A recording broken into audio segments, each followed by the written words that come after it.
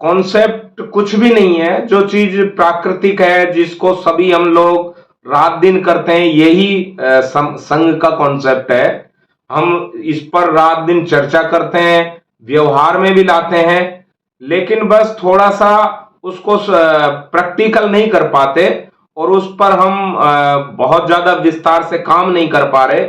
ये कमी रह रही है। बाकी तो हम सब लोग जानते हैं भाई, इकट्ठा होना है, सीधा कॉन्सेप्ट है, इकट्ठा होना है, झुंड में रहना है।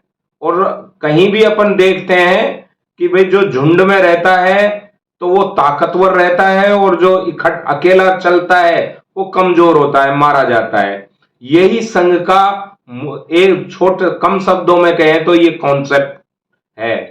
अब इसको बहुत से लोग कहते हैं भाई ये समण संघ क्या है, ये समण संघ कहां से आ गया, ये भी कोई एक संगठन होगा, ये भी अन्य से बहुत सारे संगठन है।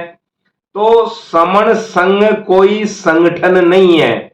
संगठन और संघ में बहुत बड़ा अंतर होता है। सभी संगठन मिलकर, जैसे नदियां होती हैं और नदियां अलग अलग रास्तों से बहती हुई आती हैं और समुद्र में आकर के इकट्ठी हो जाती हैं, मिल जाती हैं, अपना अस्तित्व खत्म हो जाता है। उसी तरह संघ में सभी का अस्तित्व खत्म हो जाता है, सब समाहित हो जाते हैं। तो संघ में ना कोई जाति रहती है, ना जातिगत संगठन रहता है, ना सामाजिक संगठन का रहता है, ना राजनीतिक संगठन होता है। सबको समाहित कर लेता है संघ। संघ बहुत बड़ी चीज है। और समण संघ, क्योंकि जैसा शाब्दिक अर्थ से पता है, लगता है कि समण, समता में रमण करने वाले, सम प्लस मन, जिसका समान मन हो, ऐसे लोगों का संघ, जो समता में विश्वास करते हो, समानता में मन हो, समानता चाहते हो और समता में रहना चाहते हो, समता में रमण करते हो, ऐसे लोगों को समण कहा गया है। और जो उनका संघ है वो इकट्ठे हो जाते हैं और इकट्ठे होकर के रहते हैं, वो उनका संघ है। तो ये समण संघ है। अब ये समण आज के अगर हम वैसे व्याख्या करें, संवैधानिक रूप से देखें, तो आज का जो भारत का हम मूल निवासी कहते हैं, जो SC ST OBC और धार्मिक जो परिवर्तित लोग हैं, इनसे जो धर्म परिवर्तन किया है, वो लोग हैं, वो सभी के सभी इसके सदस्य हैं। उनको ये समाहित करता है। इसका विपरीत जो लोग हैं, जो समता में विश्वास नहीं करते, ऊंच नीचता को मानते हैं, एक दूसरे को छोटा बड़ा मानते हैं, सत्ता का विकेंद्रीकरण नहीं करते, केंद्रीकरण करते हैं, वो लोग जिनकी उल्टा चक्र है, जिनका उल्टी बात करते हैं, तो जैसे आदमी वोमिटिंग करता, उल्टी करता है, तो उसको वम बोलते हैं। वम माने उल्टी करना। तो ऐसे लोग वमन है। तो समण का उल्टा क्या है? वमन है। तो वमनों के सारे कार्यक्रम उल्टे हैं, सारे संस्कार भी उल्टे तरीके से होते हैं। तो जो समण संघ है, इसका सदस्य केवल समण होगा, इसका कोई भी वमन सदस्य नहीं होगा। इस संघ में वमन को किसी भी कीमत पर नहीं लिया जाएगा। तो ये जो समण संघ के नियम है, जो 10 गोल्डन रूल है, जो अभी थोड़ी देर पहले बताए गए थे, ये इसके मूल आधार हैं। तो इसका, क्योंकि जो मेंबर होगा इस संघ में, जो रहेगा, वो केवल समण रहेगा, वमन किसी भी कीमत पर इसमें प्रवेश नहीं करेगा, वो वर्जित है एक तरह से। तो ये समण संघ का पहला ही नियम है और पहला ही गोल्डन रूल है, केवल समण। दूसरा है कि इसमें कभी चंदा नहीं होता। भाई चंदा लेने की जरूरत क्यों पड़ती है? अपन जनरली बात करें, भाई कोई भी कार्यक्रम करते हैं, अभी अपन देख रहे हैं बहुत सारे लोग हैं, बहुत सारे संगठन हैं जो कार्यक्रम करते हैं। कैसे कैसे कार्यक्रम करते हैं? जैसे कि मंच लगाते हैं, बड़ा बड़ा लोगों को इकट्ठा करते हैं, रसीद छपवाते हैं, फिर लोगों से चंदा इकट्ठा करते हैं और फिर लोगों को बुलाया जाता है कि भाई वहां कार्यक्रम है, आपका खाना होगा, भंडारा लगेगा। भंडारा मतलब बेड़ा गर्क हो गया समाज का। तो वहां पर इकट्ठा किया जाता है लोगों को, और लोगों को मंगता बनाया जाता है। वो अपना कटोरा लेकर के खड़े होते हैं लाइन में, फिर उनको खाना डाला जाता है। तो इस तरह का कार्यक्रम आयोजित किया जाता है। उसमें पैसा कौन देता है? समाज देता है। सभी जो जैसे समणों के जितने भी कार्यक्रम होते हैं, इनके जितने भी संगठन बने हुए हैं, संगठन का जो डाटा है वो पूरे देश में बाबा साहब, भगवान बुद्ध और इस तरह के समणों के नाम से जो संगठन है, राजनीतिक, धार्मिक, सामाजिक, इस तरह के जितने में, वो 29 लाख संगठन रजिस्टर्ड हैं। और 29 लाख में से 4 लाख एक्टिव हैं, जो रात दिन काम कर रहे हैं, खूब हल्ला कर रहे हैं, बड़े बड़े प्रोग्राम करते हैं। लेकिन सब क्या है? सब एक तरह से, जैसे कहते हैं ना, एक तरह से एक तरफ आपस में मुंह है, यानी कि आपस में लड़ रहे हैं। उनके मुंह पब्लिक की तरफ नहीं है, क्षेत्र की तरफ नहीं है। केवल जब एक संगठन कोई कार्यक्रम करता है, तो उसमें आधे से ज्यादा लोग उस संगठन की केवल बड़ाई करेंगे, दूसरे संगठनों पे टीका टिप्पणी करेंगे, चाहे राजनीतिक हो, चाहे धार्मिक हो, चाहे सामाजिक हो। वो केवल अपनी बात करेंगे और दूसरे संगठन से कहेंगे उसमें नहीं जाना चाहिए। क्यों नहीं जाना चाहिए भाई? नहीं, वो बेकार है, हम अच्छे हैं। तो इस तरह का जो पूरा का पूरा कार्यक्रम है, वो एक तरह से प्राइवेट लिमिटेड कंपनी का तरह संगठन काम करते हैं। और उनके कार्यकर्ताओं को बड़ा मजा आता है, आनंद आता है। क्यों? समाज का पैसा है, समाज से चंदा लेते हैं, अपना कार्यालय खोलते हैं, अपना अच्छा सा कार्यालय खोल के गाड़ी घोड़े रहते हैं। जब भी समाज के लोग उन्हें बुलाते हैं, तो मंच पर आराम से एक रॉयल तरीके से बैठते हैं और उसी तरह के सम्मान की अपेक्षा करते हैं। मंच चाहिए, माला चाहिए, और साफा और पद प्रतिष्ठा, ये उनका प्रतिष्ठा से जुड़ जाता है, आत्मा से जुड़ जाता है। यदि उनको कहीं सम्मान नहीं मिलेगा तो नाराज भी हो जाएंगे, वहां से मंच से उठकर भी चल देंगे अगर बोलने का टाइम नहीं दिया, उनको सम्मान नहीं दिया। तो ये संगठनों के पदाधिकारियों की बहुत बड़ी समस्या हो गई। अब जो संगठन बने तो थे सामाजिक काम करने के लिए, समाज को इकट्ठा करने के लिए, संविधान को बचाने के लिए, कोई आरक्षण को बचाने के लिए, कोई अधिकारों को बचाने के लिए। और हो क्या गया? इतने संगठन काम करने के बाद भी संविधान से धीरे धीरे एक एक करके बहुत सारे अधिकार खत्म कर दिए। लेटरल एंट्री जैसी एंट्री हो गई आईएएसओं की, जिसमें कोई परीक्षा नहीं होगी, कोई SC ST OBC का आरक्षण नहीं होगा, कोई कुछ नहीं देखा जाएगा, केवल अपने चहेते लोगों को उसमें बड़े बड़े अधिकारी बना दिया जाएगा। संविधान की बिल्कुल उपेक्षा करके उस चीज को लागू कर दिया जो गैर संवैधानिक है। इसी तरह जैसे आर्थिक आधार पर आरक्षण लागू हो गया, बहुत सारी चीजें हैं, पदोन्नति में आरक्षण है, इस तरह के बहुत सारे संवैधानिक अधिकार हैं जो धीरे धीरे धीरे खत्म हो गए।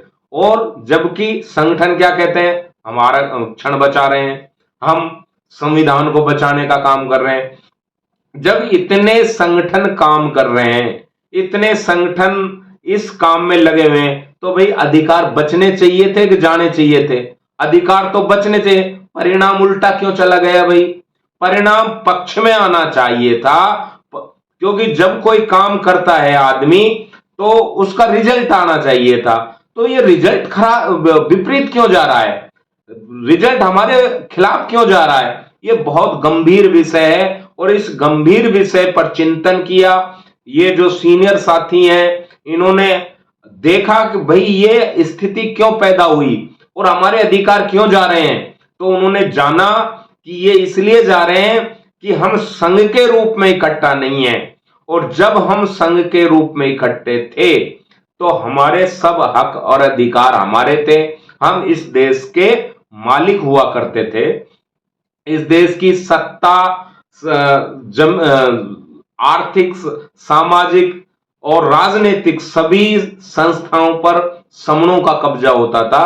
लेकिन जब हमने संघ को छोड़ दिया तो हमारे हक और अधिकार मारे गए, और दुश्मन ने हमारी नकल करके जो संघ बनाया उस संघ को इतना मजबूत किया कि आज हम लोग उस संघ को मंचों से गाली देते, अरे वो संघ तो बेकार है, वो तो इतना गंदा का। लेकिन जो 15% लोग हैं वो तो संघ के रूप में इकट्ठा हो गए और अपने हक अधिकार, हमारे हक अधिकारों को खा गए। और जो हम संघी थे, क्योंकि हम जब भी तथागत बुद्ध को मानने वाले, बाबा साहब को मानने वाले, पेरियार जी के अनुयायी, उन सबको मानने के बाद भी ज्योतिराव फूले जी को मानने वाले लोग भी जो संघ में विश्वास करते थे, जो बुद्धंग नमामि, धम्मंग नमामि, संघंग नमामि करते थे, हम 3-3 बार नमन करते हैं, बार बार कहते हैं बुद्धंग नमामि, धम्मंग नमामि, संघंग नमामि, तो वो संघ कहां गया भाई? संघ तो दुश्मन ने, तो संघ के रूप में मजबूत हो गया। और हम जो संगी थे, जो रात दिन आज भी बुद्धंग शरणं गच्छामि, धम्मंग शरणं गच्छामि, संघं शरणं गच्छामि करने वाले लोग संघ को भूल गए। अब केवल वो एक गीत हो गया, जैसे हम प्राइमरी की कक्षा में कहानी होती थी, एक शिकारी आएगा, जाल बिछाएगा, कबूतर, और फंसना नहीं है, हमें फंसाएगा लेकिन हमें फंसना नहीं है। वो ये गीत गाते रहे और शिकारी आया, जाल बिछाया, चुग्गा डाला और सारे कबूतरों को फंसा करके ले गया। तो हमारा भी ये हाल हो गया, हम गीत गाते रह गए और दुश्मन ने संघ भी बना लिया और हमारे हक अधिकारों को भी खा गया। तो ये जो संघ का कॉन्सेप्ट है, हम पूरे संघी होने के बाद भी हमारे हक अधिकार दुश्मन खा गया। तो ये चीज जब हमारे सीनियर साथियों ने देखी तो हमारे पुराने संघ को ढूंढा, जो हम प्राचीन काल में संघी थे, उस संघ को दोबारा से झाड़ पोंछ करके दोबारा तैयार किया और सबके सामने, हमारे सामने ला करके रख दिया। अब ये हमारी ड्यूटी है कि हम इसको कैसे, बहुत, क्योंकि काम करने की बहुत ज्यादा जरूरत है, हमारे पास समय बहुत कम बचा है, क्योंकि हक अधिकार बहुत तेजी से जा रहे हैं। तो हमारा जो भी लोग समझदार हैं, जो इस बात को समझ रहे हैं, उनको अपना सब काम छोड़ करके संघ के रूप में लोगों को इकट्ठा होना और करना बहुत तेजी से कर देना चाहिए। नहीं तो हम किधर के भी नहीं रहेंगे, बहुत बुरी तरह मारे जाएंगे, मारे जा रहे हैं और हमें बहुत ज्यादा अंधकार में होने वाला है। तो मेरा इस कहने का तात्पर्य यह है कि हम लोगों को अब बिल्कुल भी इस पर समय नहीं गंवाना चाहिए और सोचने विचारने पे नहीं जाए, संगठन है क्या है, इन चीजों पर के लिए अब हमारे पास टाइम नहीं है। हमको तो इकट्ठा होना है। प्रकृति का नियम है कि झुंड में जो चीज रहती है वो बच जाती है, चाहे भेड़ों का झुंड है, गैंडों का झुंड है, भैंसों का झुंड है, जंगल में आप डिस्कवरी चैनल पे देखिए कुत्तों का झुंड है, वो भी भैंसों को भी शेर जैसा भैंसों के सामने नहीं आता, क्योंकि जब झुंड होता है तो वो अपने सींगों से शेर को भी मार देते हैं। तो पेड़ होते हैं, उनकी तो बात छोड़ो, जानवर की, पक्षियों की, यदि पेड़ भी देख लो आप, जंगल में पेड़ होते हैं, जो पेड़ झुंड में होते हैं उनको कोई नहीं काटता, और अकेला जो पेड़ कहीं पर खड़ा होता है सबसे पहले वही काटा जाता है, वही मारा जाता है। इसलिए यदि अकेले रहोगे तो एक एक करके मारे जाओगे, काटे जाओगे, और झुंड में रहोगे तो तुम्हारी ताकत इतनी होगी कि तुम्हारी तरफ कोई उंगली भी नहीं दिखा सकेगा।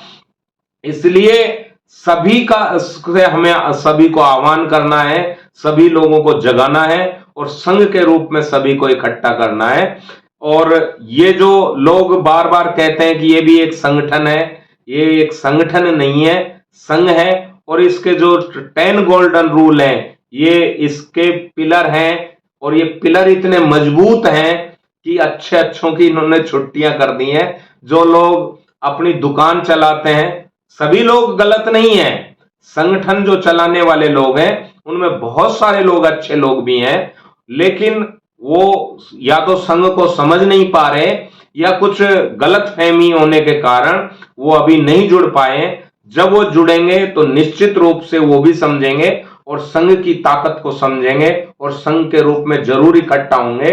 हम जो लोग इस चीज को जान गए हैं, उन लोगों का कर्तव्य बनता है कि ऐसे जो लोग हैं जो अभी संघ से विमुख हैं, संघ को नहीं पहचान पाए हैं, उन तक हमें ये संघ का कॉन्सेप्ट पहुंचाना है। किसी भी माध्यम से पहुंचाएं, चाहे लेखनी से पहुंचाएं, चाहे बातों से पहुंचाएं, चाहे छोटे छोटे वीडियो बनाकर पहुंचाएं, चाहे अपने पास पड़ोस में मीटिंग करके अगल बगल के घरों के लोगों को इकट्ठा करके उनको बताएं और इस संघ के कॉन्सेप्ट को समझाएं, क्योंकि यही हमें बचा सकता है और यही हमारे जो हक अधिकार लूटे गए हैं, काटे गए हैं, उनको वापस दिला सकता है। क्योंकि हम संवैधानिक लोग हैं और संविधान में नियम है कि जो चीज आप जिसका बहुमत रहेगा, संविधान उसकी बात मानेगा, संविधान उसके हक अधिकार दिलाएगा। तो हम तो पिछे हम तो 85% हैं, हम तो 85% है। 85% लोगों का संघ बहुत मजबूत होता है। तो हम जब इतने लोग इकट्ठे हो जाएंगे तो हमारा संघ बहुत बड़ा संघ होगा। और जो संघी बन रहे हैं, जो नकली संघ है, जिनका उद्देश्य गलत है, जो गलत बात को लेकर के जिन्होंने संघ बनाया है, जब असली संघी सामने आएंगे तो वो कहीं दिखाई भी नहीं देंगे। वो अपनी पूंछ दबाकर उनको भागना पड़ेगा और बहुत उनकी हालत खराब हो जाएगी। असली संघियों को सामने आना होगा, असली संघियों को अपना संघ पहचानना होगा और अपने संघ के रूप में इकट्ठा होना होगा। मेरा यही निवेदन है सभी साथियों से, सभी समण संघियों से, कि अपनी ताकत को, पूरी ताकत को लगा दें और जो अपना ईगो है, ईगो को खत्म कर दें। हमें चाहे नीचे बैठना पड़े, कहीं पर भी जाकर अपने स्वाभिमान को, अपने महत्वाकांक्षा को, अपने पद को, अपने ईगो को, अपने घमंड को, अपनी प्रतिष्ठा को, इनको छोड़ करके अपने को विलीन कर दें संघ में और बिल्कुल इसमें विलीन हो जाएं और संघ को मजबूत करने में लग जाएं। क्योंकि समय हमारे पास बिल्कुल भी नहीं बचा है और इस संघ को मजबूत करने के अलावा हमारे पास कोई रास्ता नहीं है। यही मेरा निवेदन है और सभी संघी इसमें लगे हुए भी हैं। सीनियर साथी रात दिन मीटिंगें कर रहे हैं। अभी हमारा बहुत बड़ा हाउस चल रहा है, तो इस तरह के हाउस हर साल हो रहे हैं और रोजाना की हमारी फिजिकल मीटिंग हो रही है। तो तेजी और तेजी लाने की जरूरत है। और इसी के साथ मेरे वक्तव्य में कोई गलती हो तो मुझे संघ क्षमा करे, संघ मुझे क्षमा करे, संघ मुझे क्षमा करे।